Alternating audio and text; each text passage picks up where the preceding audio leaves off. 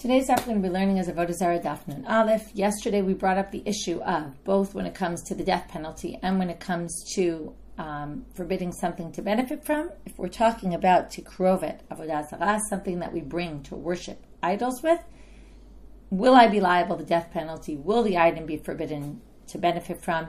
All that depends on whether it was brought as an item that, in a way that was done in the temple, the way sacrifices are brought, shchita, zvicha, all that. And what we saw was that we ended our Gemara with Rav's statement, Avodah Zarah she'ovdim ba b'makel, if you worship that Avodah Zarah with a stick, shavar makel b'fanei chayav, zarach makel b'fanei patur. And what's the reason? It needs to be like zvicha, like zrika. And this is not similar to zrika. So now the Gemara is going to suggest, starting on the third line of today's daf, Lema ketanai, perhaps this is a subject of a machloket tanaim. Because look at this source. Shachat lachagav, Rabbi Yehuda mechayev, chachamim potrin. Now, Rabbi Yehuda says if you slaughter a grasshopper for the Avodah Zarah, now we don't do that in the temple. On the other hand, it's similar to slaughter. Just like we don't break a stick, it's very similar because it's this idea of breaking the neck of the animal, breaking the stick, slaughtering the grasshopper. So Rabbi Yehuda obligates. The rabbis accept. So why don't we say, my lava kami palgate? Maybe this is the root of the machloket. Demar savar minan kein zvicha. Umar savar lo minan kein zvicha ela kein pnim. One holds it just needs to be similar to slaughtering. So that would mean cutting off a head, cutting off the head of a grasshopper would be the same. And that would be the same issue here. Breaking the stick, that would be Rav. But Mar Savar, the Chachamim, and that's Rabbi Yehuda, who's obligating. The rabbis say, no, it has to be Ela Ke'im Pnim. It has to be like something done inside. It has to be like actually slaughtering an animal, not slaughtering a grasshopper. You don't do that inside. You don't break sticks inside the temple, so you wouldn't be obligated. Now, the issue here in this source is obligated the death penalty. To which the Gemara says, lo. You misunderstood Rabbi Yehuda. Rabbi Yehuda doesn't hold it. It has to be kein zvicha. Okay, that everyone agrees in this Tanaitic debate that it doesn't need to be like the way you did it there. Ela kein pnim beinan. You really need it to be like what was done inside.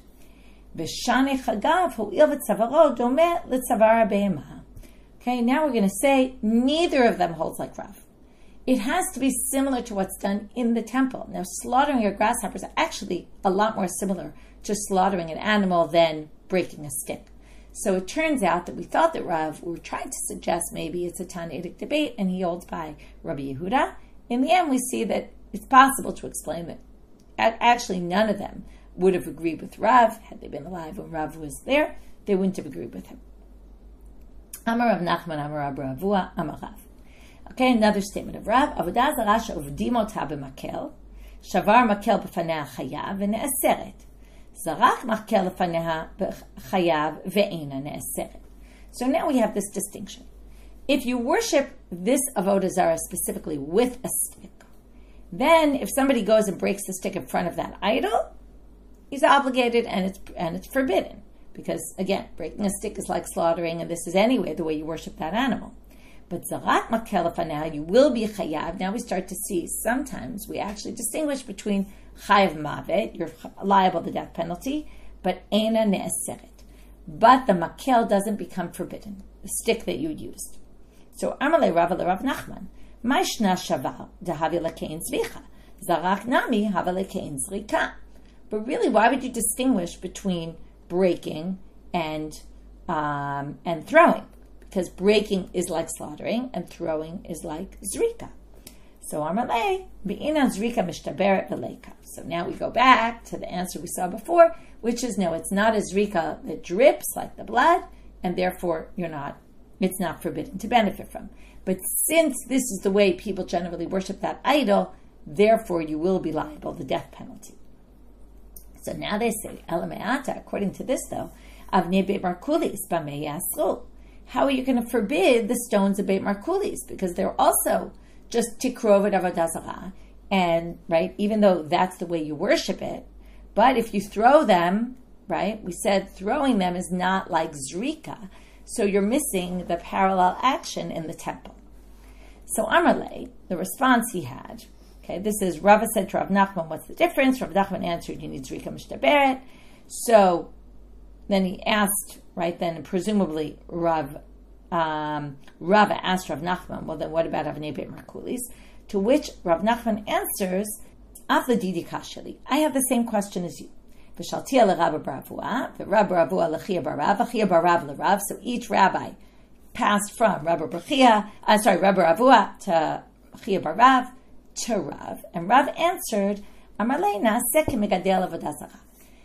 What happens is as you throw it, you're actually building up the Avodah Zarah. So it's not a tikkovet, it's not an offering that has to be like Zrika.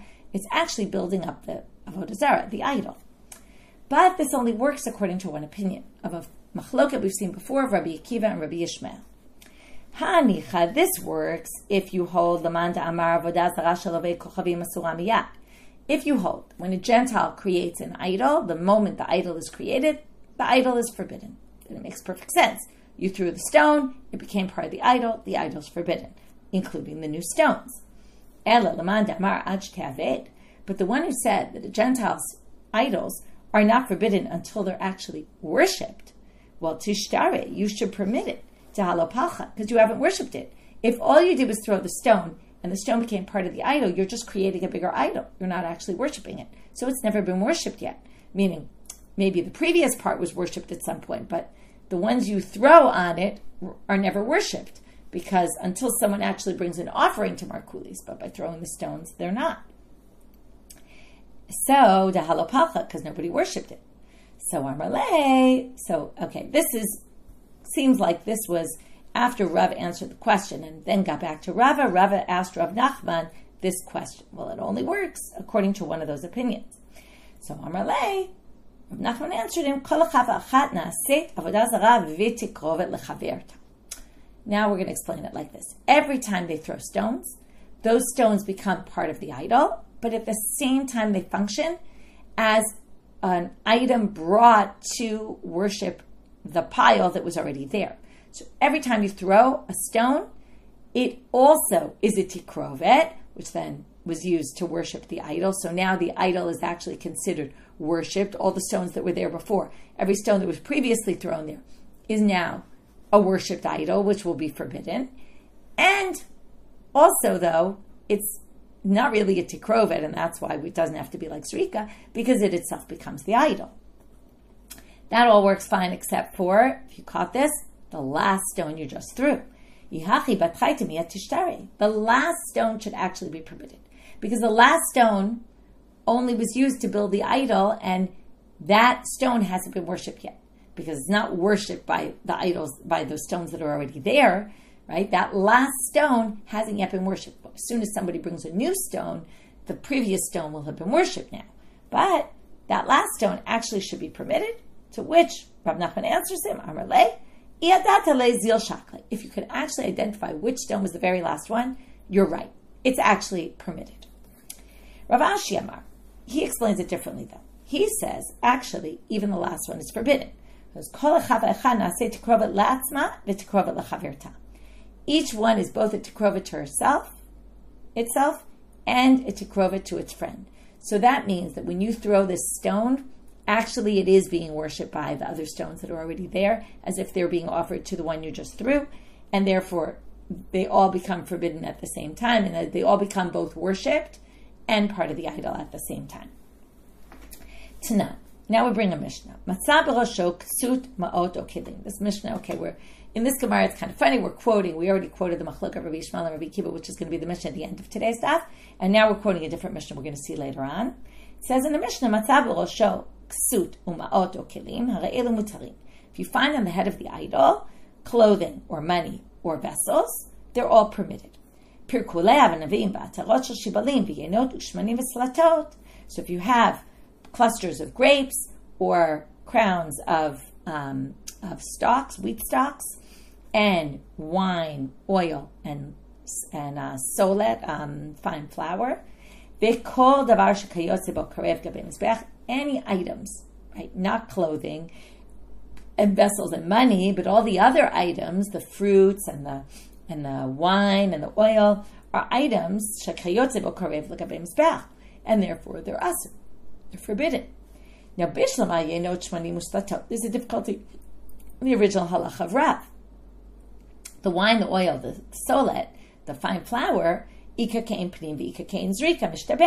both is something you bring inside, as libations in the Beit HaMikdash, and also it has the whole element of things trickle down. It's like sprinkling the blood. Ela parkilav and avim atarot shel shibalim lo kein pnimika v'lo kein zrika mishtaberedika, right? Both you don't bring those inside really, and they're not like zrika where they fall apart. Amar Rava, Amar Ula, Kegon shebetzara mitchila lakach. When we talked about those kind of things being forbidden, we're talking about when you cut them with the intent of using them for idol worship. Okay? And if you do that, when you have the intent, when you cut them, now we have an action that's similar to cutting, like slaughtering, then you're slaughtering it for the sake of the idol, and then it's going to be forbidden from the start. But if you hadn't done it that way, it wouldn't be. Amar Rabbi Abahu, Amar Rabbi Yochanan. How do you know if you slaughter, again, taking the same idea, we're going to have it in another ramification, if you slaughter an animal that's a blemished animal to the idols, you're going to be exempt. Where do we get it from? Shenema? The same pasuk we had before. And anything you slaughter to the gods is forbidden, other than to God, meaning if you can do it to God and instead you bring it to the idols, it's going to be forbidden. You can't bring a Baal Mum, an animal that's blemished, inside the temple, so you're exempt. But Havi Bar Rava said, what kind of mum, blemish are we talking about? If it's some problem in the eye, which is a small problem that Jews can't bring on the altar, however, since a ben Noach could actually bring it on their altars, so we're going to ask for Avodah Zarah. In other words, that's not even a mum according to them. So we must be talking about where it's actually missing a limb. As Rabbi Elazar said, how do we know? How do we know that missing a limb is forbidden to a ben Noach? We've learned all this. This was a sugya on Daf Hey Amud Bet. We're going to have a whole repeat of this sugya.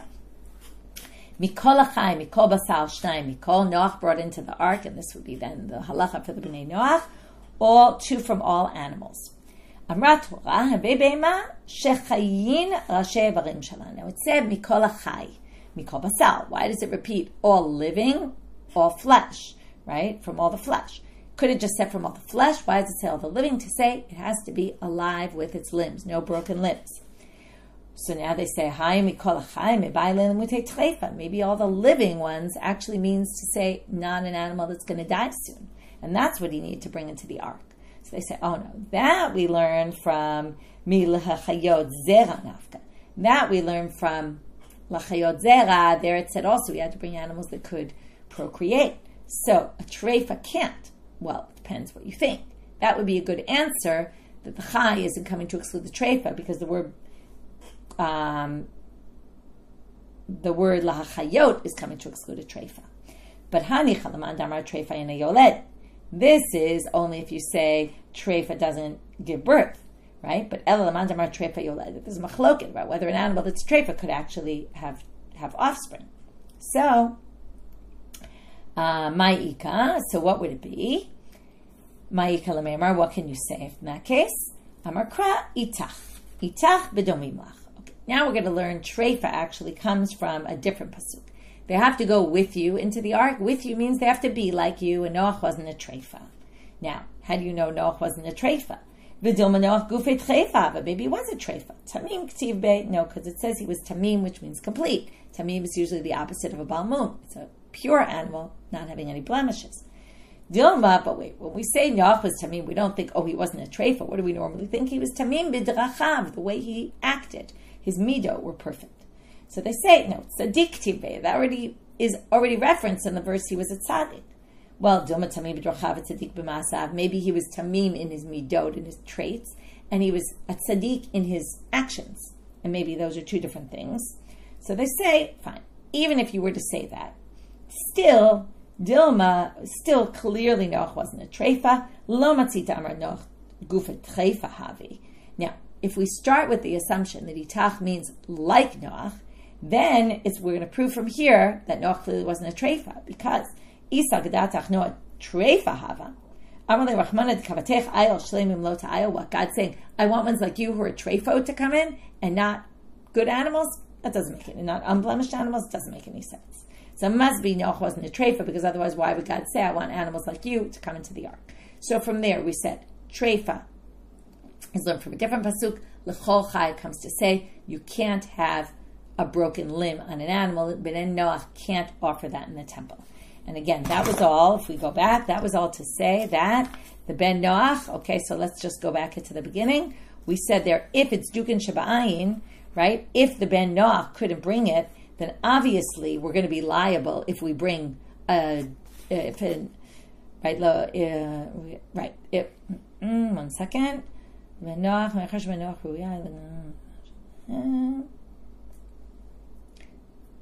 Right. If a Ben Noach can bring a Dukin Shaba'ayin on the altar, then of course you're going to be liable for bringing an animal with a Dukin Shaba'ayin. In other words, if it's a small blemish, and the Gentile can bring it on his altar, and you bring it on the Gentiles, on the idol's altar, of course you're going to be liable. The question is, what if you bring an animal, and not the question, but the halacha that you're not going to be liable is if you bring something that they couldn't bring on the altar, like one that's missing a limb, then you're not going to be obligated at all, because even they can't bring it, and that's what we just proved. Now, now we just have a side question, which is, once we learn from Itach the whole issue of the treifa, which we tried to learn from Lachayot Zarah, right? We originally tried to learn from Mikol Chai. That for sure now, because that's where we learned the Aver, the broken limb. We also said you couldn't do it from Lachayot Zarah, but maybe they can reproduce. So therefore they learned from this Itcha. Once we learned from Itcha, Lachayot Zarah Lamali. Now, even though it did work according to one of the opinions, still it's unnecessary now. What do we need that pasuk for? Really, according to both opinions, that we don't know what to learn from there. If from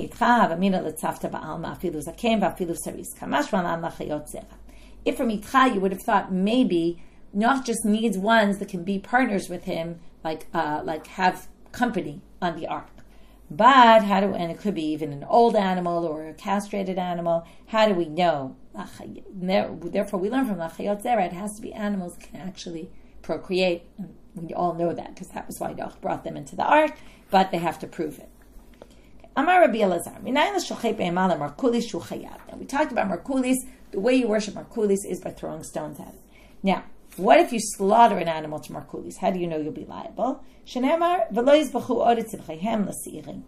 Now it says you can't bring zvachim to the seirim. The seirim were these idols. Now, if the way we worshipped seirim, right? So that is an idol, and we assume the way we worship it is through bringing sacrifices. So you don't need a pasuk to tell me don't slaughter animals to the seirim, because I already know from a different pasuk. Okay, we'll see that right now. It's imenoan yan l'kedarka. It can't possibly be saying it if that was the typical way to worship it, because and from that pasuk, how do the goyim worship their idols? You should find out, because that's what you're not allowed to do. Okay, you can't worship any idol in the way that they worship it. So if this pasuk was coming to say, in a case where that's how they worship the idol, by bringing animal sacrifices, you don't need it for that, because you have the other pasuk to teach you that. Therefore, so it must be to teach you, even if it's not the normal way.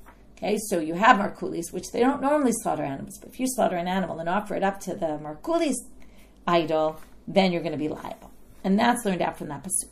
The problem is, they're going to say, what do you mean? We need that pasuk for something entirely different. And from here, we're going to tangent off. You can't learn it for that. You need that pasuk for the following bright. Now we're going to move to Amud Bet. Okay,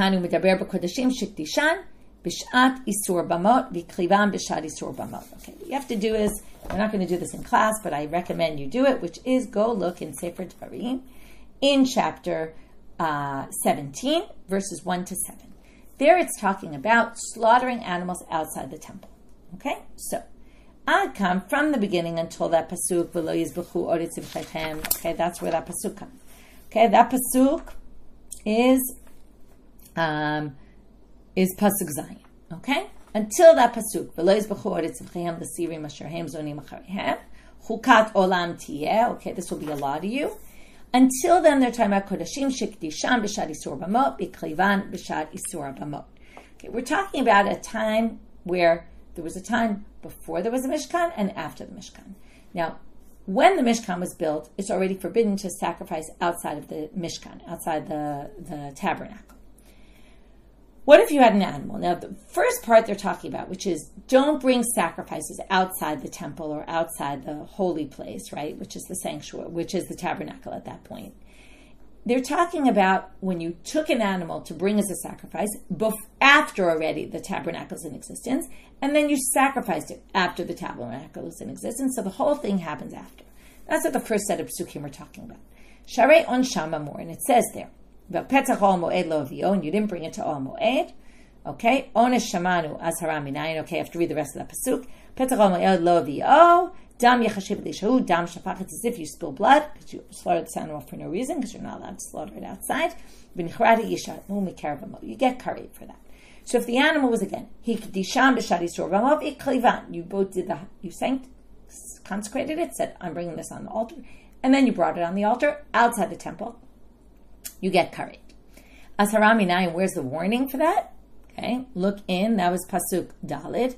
Now look in a different chapter, chapter 12, verse 13. Be careful not to offer your olod, your burnt offerings, anywhere you want. Now, what do you see from here? Like Rabbi Avin says in the name Rabbi Eli. We've seen this many, many times. Those words, hishamer, make sure. Pen, that you don't do this, that's a negative commandment. So we have a warning, we have a punishment, that's all if it was both consecrated and offered once already there was a tabernacle or a temple in existence. Mikam va'elach, but starting after that, okay, from that pasuk, hu medaber b'kodashim shekdishan b'shad eter b'mot b'kliban b'shad isur b'mot. Okay, now we're going to say from then on, okay, from verse 8, it says, Laman asher yaviyu b'nei Israel, so that b'nei Israel will bring their zvachim, asher hem zovchim, that they sacrifice al pnei sadeh, on the fields, ve'vi'am el la'Hashem el petach ol moed, and then they bring them to God into the entrance of the ol moed, to the kohen, v'zavchu zevchei shlamim la'Hashem. Now, they're going to say, is here, this is already talking about, what if I consecrate an animal before there was a tabernacle, or before the temple was built, and then the temple was built, and I offered it outside, which I was originally going to offer it outside when I consecrated it. That is still going to be forbidden, but it's not as severe. You don't get curried for it. So that's what we're going to read right now. So, Laman asher yaviyu b'nei Yisrael tzivchem asher hem zovchim, shitarti l'chakfar. What does it mean asher hem zovchim? They were already permitted to be brought out here. Al pnei sadeh, in the fields, meaning they were permitted to be brought in the fields. Okay, not in the temple or the tabernacle. Milamed shekol hazovech babama b'shad isur b'mot ma'aleh alav ha'katuv ki'ilu hu zovech al pnei sadeh. Now, what's this al pnei sadeh as a double reference? It's saying, on one, it was permitted to you originally, but now it's forbidden to you, and it's as if you're slaughtering something in the fields, like to the idols, is what they mean here. Ve'viyum la'Hashem zo mitzvot aseh. And then it says they have to be brought to God. That means the mitzvot aseh, to do it right, bring it to the temple. U'mitzvot lo taseh minayin. How do we know there's a negative? So if we get to what we wanted, you probably don't remember why we're here. Because it says in the previous pasuk, and they will not offer their zvachim, we say that's the negative commandment here for if I consecrated while there was no tabernacle, and then there was a tabernacle and I sacrificed it outside the tabernacle, then there's an aseh, meaning I have to bring it to the temple. That's number one. If I do it outside of not fulfill my positive commandment, and it's a negative commandment of don't offer the zvachim. Now, you might have thought I got karet for this. No, because Talmud Lomar, it says in that pasuk, in the Zlays of Chukat Olam Tiyeh Zot Lahem. Notice Zot Lahem, this will be a rule for them. Zot lahem v'lo acheret lahem. Just this, meaning just a negative commandment, but not karet. So it's not as severe, but it is forbidden. Anyway, the whole point is, how could we learn what we were trying to learn, which is how do you know that if you slaughter an animal to markulis, that you're liable? And that's because lo yizbachu od zivchayim l'sirim. And since it can't possibly be teaching you kedarka, we learned that from a different pasuk, it must be teaching you, even when it's not the typical way you worship this, if you bring an animal, a sacrifice, since that's a typical way we worship most idols, therefore it's going to be forbidden. Okay? You're going to be punished. Now, so how do we learn both things from that pasuk? Not so complicated. Amarava kare velo yizbachu v'kare velo od. You know, there's two parts in that pasuk. Lo yizbachu od. Don't slaughter, and don't slaughter in addition. Okay, so from there you can learn both halachot. Okay, new Mishnah. This Mishnah we saw before. Matzah b'rosho ma'ot uksuro kelim ha'reilu mutarim. If you find on the idol money or clothing or vessels, they're permitted. They're not considered part of the idol worship. Parkilev anavim va'atarot shel shibolim. But if it's any items like the grapes or the stalks and the wine and the oil and the fine flour and anything like this that could be offered on the temple, on the sacrifice, on the altar, it's going to be a problem. Okay? These are the stalks with the fruits on them. It's the perkule and the atarot. Okay? Now, anything that can be offered on the temple is forbidden. Menani mile, where do we get this from? Amrav Chia bar Yosef Amar Rabbi Yoshaya. Katuv echad omer v'tiru et shikotzehem ve'ekelu lehem eitz va'evin kesef v'zahav asher imahem. So one pasuk says, look at their disgusting idols that are made, right? That there's stone, right? There's wood, stone, kesef zahav asher imahem, with them. Okay, this doesn't mean they're made out of them. It means with them. There's all these possible things. You might find wood, stone, money, silver, and gold. Don't desire the silver and gold that is on those idols. Now, haketzad imahem dumiyad alehem. They're going to now make this comparison between imahem and alehem. Mash ma alehem davar shel noi asul she'eno shel noi mutar. Now, when things are on them, okay, notice what's listed there: just kesef and zahav, because kesef and zahav are adornments. Okay, they're decorative elements, ornaments. But only those things are there. Notice the eitz and even aren't there. So therefore, and there, eino shel noi mutal, the eitz and even aren't forbidden. Af imahem davar shel noi asul, she'eno shel noi mutar. Then also things that are with them. Okay, there's things on them, that has to be adornment. Well, since we're going to compare these two psukim, we're going to say, also imahem, with them, like in front of them, which people kind of offer offerings to the gods and put them in front of them, it's only going to be things that are adornments and not other things. Okay, they're going to be permitted. So now they say, ve'em alehem dumiyad imahem. Why don't we do the opposite? Ma imahem komash imahem. Since imahem, we're going to say anything that's with them. Af alehem kol shalehem. Wouldn't you then say also anything on them? Anything should be forbidden. So they say, im ken lo yomar alehem. Because then you would have just said imahem, and you would have known everything was included. So alehem must be coming to limit it and say not everything is actually forbidden. So now they say, okay, wait a minute. This whole section assumed that ma'ot is not an ornament, right? Not decorative. Ma'ot, davar shel noyu, right? But isn't money something of decorative element? And what does it say in they're saying money is a decorative element, and yet we say that money is permitted when you find it on the ant, right? This is the whole thing here. We said, if it's on it, it's only going to be forbidden if it's ornamental. Now it says, matzah brosho ma'ot ksuro kelim hare'ilu mutarim. So ma'ot, isn't ma'ot, though decorative also? You could put money to decorate things. Amr debei Rabbi Yanai, bekis kashor v'taloy lo b'tzavaro. We're talking about a bag that's tied and hanging on the idol. That's not decorative. That's like somebody stuck it there. Okay, that's not forbidden. Ksud, davar shel noi. Also clothing. We all know clothing is decorative. That's what people wear, besides wear it to cover their body, but it's also decorative. Well, Amr debei Rabbi Yanai, beksut mekupeled u'munachal al rosho. We mean like something folded up and stuck on the head of the idol. That's not decorative. Kli, davar shel noi. Also a vessel could be decorative. Amr Papa deschif alei mishchil ta'areshet. They just stuck it upside down on its head. Again, that's not very decorative.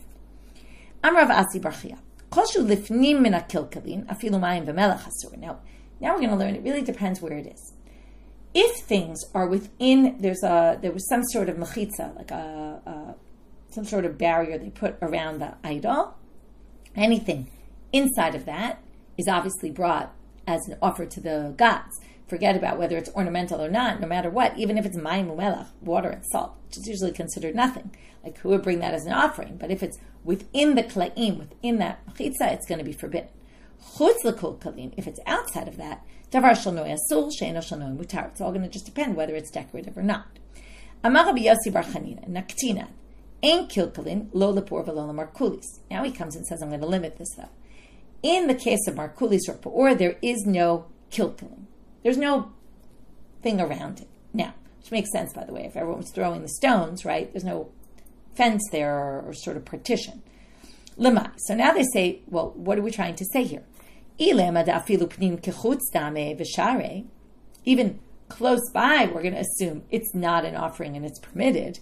Well, that can't possibly be. Since people defecate in front of it, what you think if there's water and salt there, they're going to say, oh, that's not good enough for Pa'or. I mean, Pa'or gets the worst of the worst. Anything near it's going to obviously be forbidden. So what they mean to say is the opposite.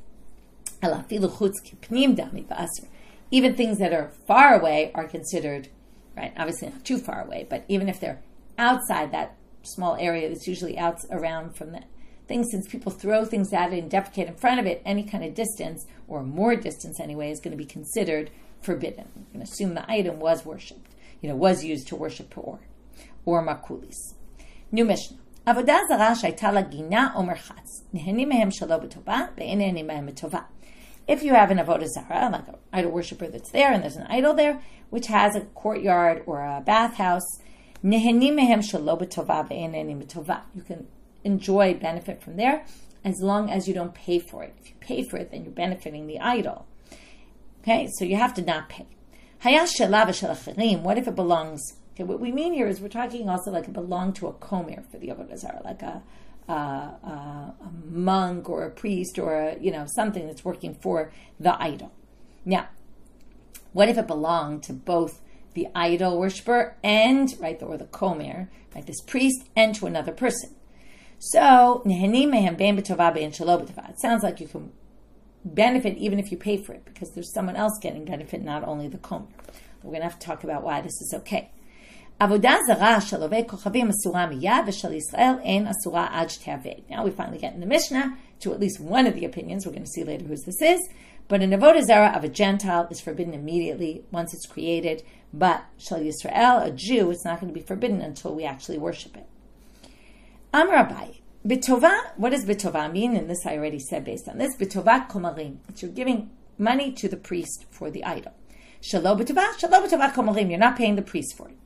Lafuke tovat ovdeh deshari. It sounds like if it's just a regular idol worshiper, you can actually pay for it.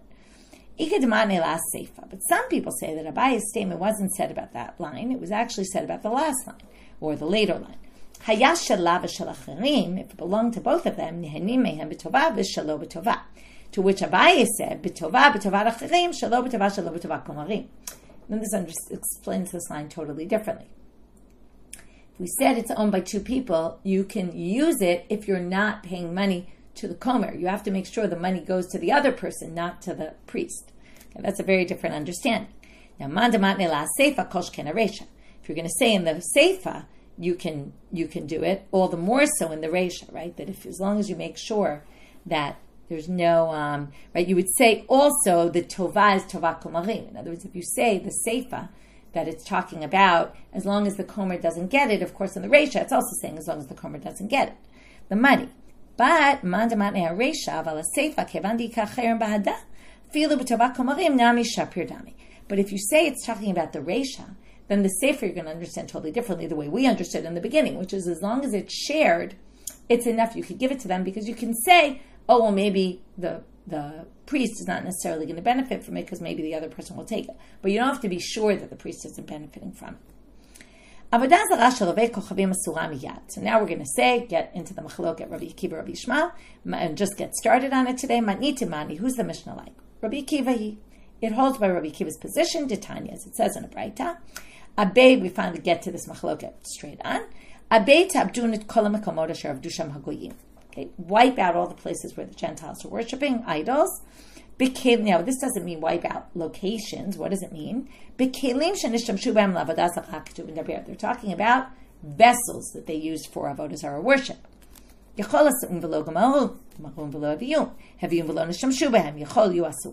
What if they made them and didn't finish them? What if they finished them and didn't bring them? What if they brought them and didn't use them?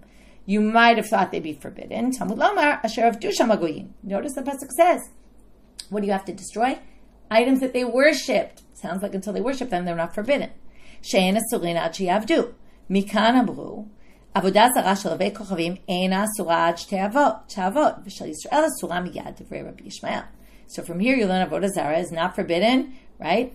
Immediately until they worship it. That's against what our Mishnah said. And that's Rabbi Yishmael. Rabbi Akiva omer chiluf hadvarim. He says it's the exact reverse. Avodah zarah shel avei kochavim asura miyad v'shel Yisrael ad she'avod. And that matches our Mishnah. The Gentiles is forbidden immediately, and the Jews only once you worship it. Okay, now where he gets this, we're going to see that later. We're going to see the opinion of Rabbi Akiva and understand it better what the source is in tomorrow's stuff. Well, the thing we're going to finish up right now is Amar Mar. We happen to mention this thing about it said destroy the places, and we said places means vessels. It's a little weird. So Amar Mar, but it says locations. It doesn't say vessels. Well, but it can't be places. Because we already learned that you don't destroy land, you don't destroy mountains, remember? Therefore, okay, we'll stop here for a minute. For now, we'll finish this up tomorrow. But that's how we learn that mekomot means vessels, and then we're going to get back to Rabbi Akiva's opinion. Okay, so what did we do today? It's a bit of a long daf. We started with the whole issue of doing things like the way it was done in the temple, or can it just be similar in terms of an action of breaking something? And we dealt with Rav's opinion there, and then we had some issues with it, and we had some questions about Markulis, how Markulis works. Then we got to the Behemat Balat Mum, that if you offer, you're not going to be liable. Then we had to figure out which Mum exactly we're talking about. From there, we got into the whole thing about what a Gentile is allowed to bring a sacrifice of, and what he can't, what's a mum for them that's different from us. From there we got to the markulis. How do you know that if you slaughter an animal to markulis, you're going to be liable? From lo yizbechu, but wait, don't we learn something else from lo yizbechu? From there we got off on a whole tangent about lo yizbechu being something that originally you designated when there wasn't the issur of shchutei chutz, of outside the tabernacle, because there was no tabernacle or no Beit HaMikdash, and then by the time you offered it, there was one, and you still offered it outside. That's learned out from Lo Yizbechu, that there's a negative commandment there, even though there's no karet. And from there we said, well, you can actually learn two things. Then we got to the different items that are going to be forbidden if they're on, if they're decorative, they're going to be forbidden. If they're not decorative and they're on, they're going to be permitted. But if they're within a certain, within the walls around the idol, any item, because even water and salt, because that's how people offer things to their gods. They just bring them all sorts of items. It doesn't have to be decorative. And then we talked about the markulis and pu'or are different. They don't have that whole border around it. And from there we ended with this ginar mechatz about the tovan, lo b'tovan, and then the second line, and the two parts of that Mishnah and what Abai said his statement about. And we finished up with this machloka Rabbi Yishmael and Rabbi Akiva, which we actually mentioned earlier in the daf, and then we're hitting it head on right now, and we'll get back to that in tomorrow's daf. Wishing everyone a good day and a Shabbat Shalom.